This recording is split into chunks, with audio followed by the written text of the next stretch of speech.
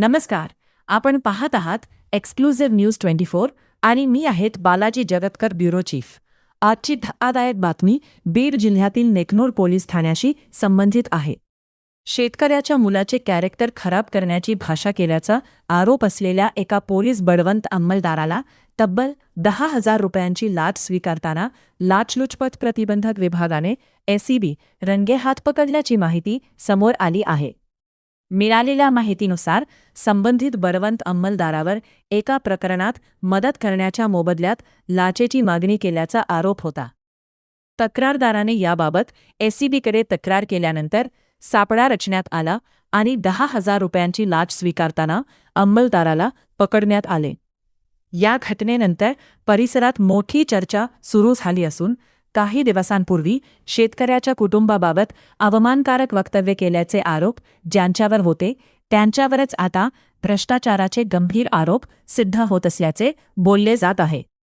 या घटनेनंतर परिसरात मोठी चर्चा सुरू झाली असून काही दिवसांपूर्वी शेतकऱ्याच्या कुटुंबाबाबत अवमानकारक वक्तव्य केल्याचे आरोप ज्यांच्यावर होते त्यांच्यावरच आता भ्रष्टाचाराचे गंभीर आरोप सिद्ध होत असल्याचे बोलले जात आहे.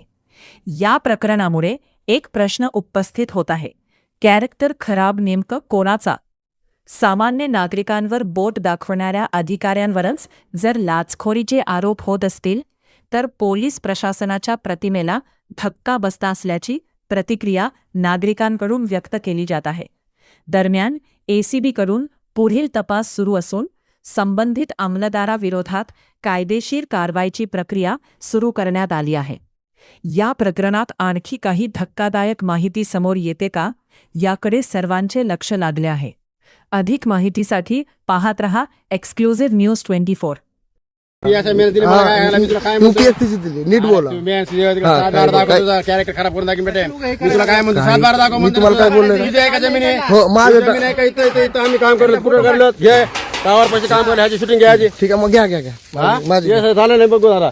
घ्या घ्या. 7-12 तुझं दाखव म्हणतो, तुला तर दाखव.